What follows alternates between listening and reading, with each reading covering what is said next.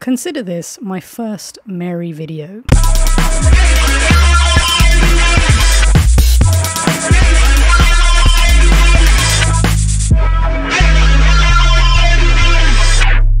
I made a YouTube short asking Protestants for their thoughts on the sinlessness of Mary. Here it is.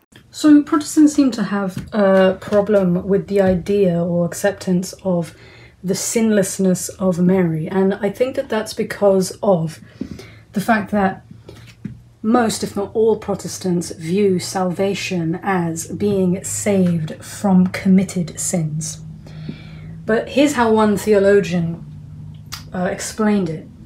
You could be walking towards a ditch in the ground, unaware, and let's say you fall into the ditch. Someone's going to have to lower a rope in and pull you out, saving you from the ditch. Or you could be prevented from falling into the ditch. They could warn you of the ditch in front of you, saving you from the ditch. There's no problem with accepting the sinlessness of Mary. It doesn't pose a challenge to the sinlessness of Jesus. I should probably shut that window. So I had a look at the comments and I read this. The virgin birth isn't about purity, but about paternity. Platonic theory says that the spirit is good, but the flesh is evil. The idea that Mary had to be supernaturally pure to bear Christ is a Hellenistic misunderstanding of the apostolic teaching. Paul explained that Jesus is the last Adam and the second man. He is born of a woman, period. That connects him to Adam and to us, so that he is qualified to be judged sinless as a man to bear our sin. He is the second man, not inheriting Adam's sin nature, but becoming the new identity for the children of God. We partake of his life through the new birth, just as we partake of Adam's life through the flesh. God couldn't make Mary sinless. She can't have a virgin birth, because that can only be done by creating an entirely new life. If Mary had a new source of life, she would no longer be descended of Adam and Eve to impart the seed of Eve to Jesus. Mary didn't need to be pure in order for Jesus to be pure. It isn't his flesh that is pure. Jesus is pure because he is God. Jesus needed Mary to be an ordinary human. Jesus is human of Adam because her paternity comes from Adam. Yeah. So, this commenter makes 5 claims about the virgin birth. But before I break it down, if you have a question that you would like me to answer, you can have me do so. Head to Patreon, where you get the exclusive opportunity to ask your questions and have me make a video reply, tailored to you. You can also send me TikToks, Reels, Shorts for me to do video responses to. That's patreon.com/Christdefender. Now, here's the breakdown. His 5 points are as follows. The virgin birth isn't about purity, but about paternity. The virgin birth is a Hellenistic misunderstanding of the apostolic teaching. Jesus is the last Adam. He is the second man, not inheriting Adam's sin nature. God could not make Mary sinless. She cannot have had a virgin birth. I think he means the Immaculate Conception, not the virgin birth. The reason he gives is the Immaculate Conception can only be done by creating an entirely new life, and supposedly God cannot make an entirely new life. And claim number 5, if Mary had a new source of life, she would no longer be a descendant of Adam and Eve and could not pass on the seed of Eve to Jesus. Okay. Yeah, so I think sometimes he doesn't actually mean the virgin birth. I think he's sometimes talking about the Immaculate Conception, or maybe he's talking about the Immaculate Conception the whole way through, since his comment is basically about the purity of Mary. Like where he says she can't have a virgin birth, it seems he means the Immaculate Conception. They're linked, but distinct. So, first, what is the virgin birth and why does it matter? I believe the virgin birth makes sense as part of the perpetual virginity of Mary, and not so much as an isolated doctrine or dogma. Most Protestants will affirm the virgin birth, but they will deny other aspects of Mary's life that traditionally were accepted by the church. Even Martin Luther, John Calvin in his early days, Zwingli, along with other early Protestant figures, all recognized the perpetual virginity of Mary as being taught in Scripture. Unfortunately, centuries since the Reformation, their theological descendants have lost their way on the matter. Some attitudes towards Mary are really quite odd. Few Protestants recognize the truth, let alone the biblical basis of Mary's perpetual virginity. I suppose this denial is because her virginity at the time of conception is quite explicit in Luke 1. Meaning you could read it once over and come to the proper conclusion that she was a virgin when she conceived. The words are right there in English. There isn't much deep diving you have to do to get there. This, along with, in my opinion, the inevitable detach from the church, and even as evangelicalism and the charismatic movements exploded, we seem to have moved away from patient study, from nuance, from authoritative teaching, and would rather be entertained than educated at church. So perhaps that's why her remaining a virgin after Jesus' birth is less explicit in Scripture, at least in English. It's not a once over, as in we don't read the words and she remained a virgin for the rest of her life, the end. But it is there in Scripture. In fact, something interesting I learned preparing this video is that Mary and Joseph were already married when she conceived, when the angel visited her. I was under the impression, and I was taught, that they were engaged, and that period of engagement is much like what we call engagement, something that is distinct from marriage, something that leads up to marriage, and something that is also distinct from dating. It's like this in-between. But they weren't just engaged in the sense that we mean it, as many English translations suggest. When the angel appeared to Mary and told her she was going to be the mother of the Messiah, she said something interesting to the angel. Mary said, "How will this be, since I do not know man, or I know not man?" Her already being married when she gave this response is interesting. At this time, Mary and Joseph were in the betrothal period. Betrothal? Betrothal doesn't mean that you're engaged to be married. It means you're married. And in Jewish culture, they will get married, but they won't move in together right away. They get married, and then the husband goes and builds a home for the woman, or finds a home. Once the home is ready, he will go and he will get his bride. So when Mary says, "How will this be, since I do not know man?" Mary is literally telling the angel, how is this gonna happen? Because I don't do this. I don't do that thing that usually leads to conception. There would be, and there still are, women who would consecrate themselves and take a vow of celibacy for their entire life. Men do it too. And according to the evidence that we have from Scripture and other writings that we have from the early church, Mary was one of these women, married to Joseph, but they're not planning on engaging in the marital act. When she says, "I do not know man," in the Greek, it's literally like saying, I don't smoke, or I don't drink, I don't engage in this activity. There's like this resolution about it. I won't go into that deeply now because it's a tangent. Simply, the virgin birth is the belief that Mary was a virgin when she conceived Jesus. The virgin birth and Mary's perpetual virginity are signs of Mary's total consecration to God, her single-minded service to him, her abandonment to his will. The commenter said it isn't about purity, it's about paternity, and I don't see why it's not both. I see no reason to abandon the church teaching on the perpetual virginity of Mary. Why should we change our minds on this. So I don't see why it isn't both. Now, he didn't explain his paternity point, but I can assume what he means. I believe he means that the virgin birth matters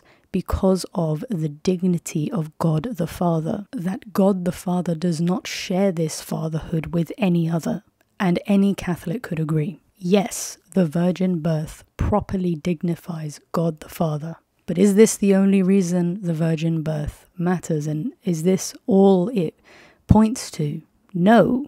The commenter's second point is that the apostles didn't teach the Immaculate Conception. He said the idea that Mary had to be supernaturally pure to bear Christ is a Hellenistic misunderstanding of the apostolic teaching. So there are two things here. He thinks Catholics believe that Mary's purity was necessary for Jesus's purity, but the belief is that it was fitting rather than necessary.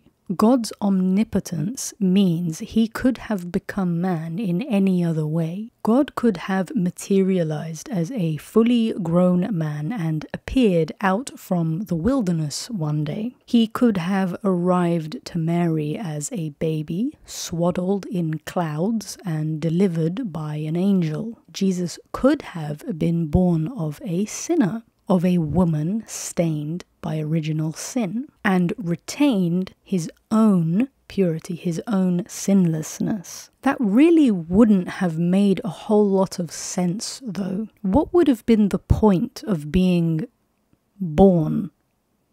Is Mary's purity, her Immaculate Conception, apostolic teaching? Well, the fathers of the Church taught that Mary received a number of distinctive blessings. These blessings were bestowed upon her to make her a more fitting mother for Christ. One of these blessings was the Immaculate Conception, which, again, I think is what the commenter means by supernaturally pure. Supernaturally pure, or put another way, as scripture puts it, hail full of grace, the Lord is with you. I will say more on this as it comes up to his third and fourth point. Briefly though, apart from his misapprehension of the Catholic belief, it is an entirely Christian belief, both conceptually and historically, looking at the church and what was taught, that all of us will one day be rendered immaculate,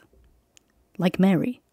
The commenter's third point. He says, Paul explained that Jesus is the last Adam and the second man. He is born of a woman, period. Not inheriting Adam's sin nature, but becoming the new identity for the children of God. So the commenter believes that Jesus is legitimately connected to Adam because an ordinary woman, meaning a woman born with original sin, gave birth to him. So the commenter lays out this idea that it was necessary for Mary to be stained by original sin, otherwise Jesus isn't legitimately connected to Adam, which really doesn't make any sense of his other comment that Jesus did not inherit Adam's sin nature. Why would it be necessary for Mary to have the stain of original sin to legitimately connect Jesus to Adam if Jesus doesn't inherit Adam's sin nature? There is no necessity there. In his own words, he says, Jesus needed Mary to be an ordinary human, and if Mary had a new source of life, she would no longer be descended of Adam and Eve to impart the seed of Eve to Jesus.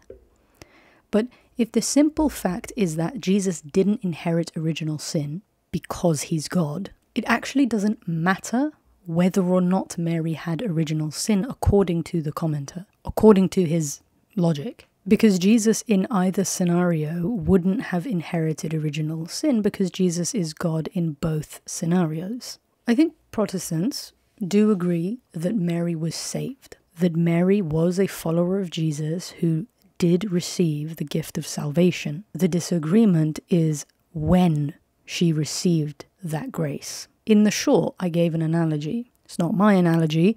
A Franciscan theologian explained it this way 600 years ago. He explained that falling into sin can be likened to a person approaching a deep ditch. If he falls into the ditch, he's going to need someone to come along with a rope and lower that rope down and pull him out. saving him from the ditch. But if someone were to warn the person of the danger ahead, resulting in him not falling into the ditch at all, the man would still be said to have been saved from falling from the ditch. Analogously, Mary was saved from sin by receiving the grace to be preserved from it. She was still saved. We're still talking about the same thing here. Without the interceding of God's salvation, God's grace, Mary would have inherited original sin, and she would have committed sin later in life. Furthermore, in his book, Behold Your Mother, a biblical and historical defense of the Marian doctrines, Tim Staples, a former Protestant, gives 8 reasons from Scripture for belief in the Immaculate Conception. I'll just mention them. You can look into them later. Mary is revealed to be full of grace in Luke 1:28. Mary is revealed to be the fulfillment of the prophetic daughter of Zion. Mary is revealed to be the beginning of the new creation in fulfillment of the prophecy of Jeremiah 31 verse 22. Mary is revealed to possess a blessed state parallel with Christ's in Luke 1:42. Mary is called not just blessed among women, but more blessed than all women, including Eve, in Luke 1:42. Mary is revealed to be the spotless Ark of the Covenant in Luke 1. Mary is revealed to be the new Eve. Mary is revealed to be free from the pangs of labour in fulfillment of Isaiah 66 verses 7-8. His 4th point, he says God could not make Mary sinless. She cannot have had a virgin birth. He means Immaculate Conception. I mean, unless he actually does believe that Mary had sexual relations prior to the angel visiting her. But I'll give him the benefit of the doubt and presume the former. The reason he gives for God's inability to make Mary sinless is that the Immaculate Conception can only be done by creating an entirely new life. And I suppose the commenter believes for some reason that God cannot create an entirely new life, even though that is exactly what he did with the creation of Adam and Eve. That's besides the point. It's really quite difficult to understand what he means by entirely new life. The Immaculate Conception isn't God creating an entirely new life out of nothing or whatever. The Immaculate Conception means that Mary was saved at conception. It isn't an entirely new life. It is the new life that we are all promised and receive by grace. Mary, being the new Eve, the mother of the new humanity, Christians, just as Eve was the mother of humanity, is in accord with the belief that we will all one day be rendered immaculate. You all do realize that, right? Her being immaculate isn't an anti-Christian or unbiblical concept. It's what we're all looking forward to. It's the work that has begun in us by the grace of God. Mary, as the prototypical Christian, is the first of us to say yes to Jesus. And lastly, his 5th point. He says, if Mary had a new source of life, if he's talking about the Immaculate Conception, we could say if Mary had new life or the new life, she would no longer be a descendant of Adam and Eve and could not pass on the seed of Eve to Jesus. This is the best way I can articulate this man's view. Here goes. If Mary was without original sin, she could not have passed on the seed of Eve to Jesus. Therefore, Jesus would not have been legitimately human, because neither Mary nor Jesus would be a descendant of Adam.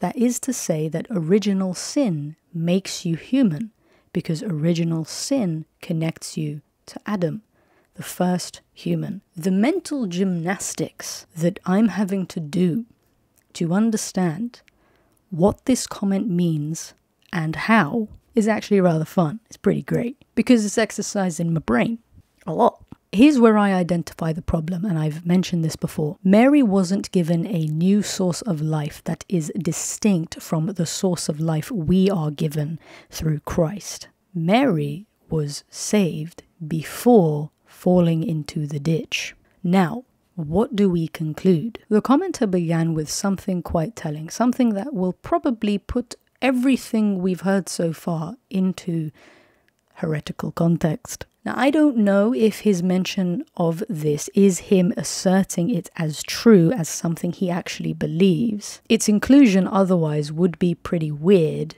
and frankly, after working through his ideas, it would seem that he fancies himself a Gnostic, or maybe Nestorian. He said this: Platonic, that is, the philosopher Plato, Platonic theory says that the spirit is good, but the flesh is evil. He also says it isn't his, Jesus's, flesh that is pure. Jesus is pure because he is God. So the flesh is evil, and we have two Jesuses. Cool. This is an error. The gift of the Immaculate Conception doesn't make Mary equal to God. The gift was given to her by the grace of God. Nothing earned. God granted her freedom from sin to make her a fitting mother for his Son, the Messiah, the Son of God, God incarnate. Makes sense. This grace, this freedom, is not so outlandish for the Protestant to accept, since we readily accept the reality of his grace and freedom for ourselves. So, I reiterate, what's your beef with Mary?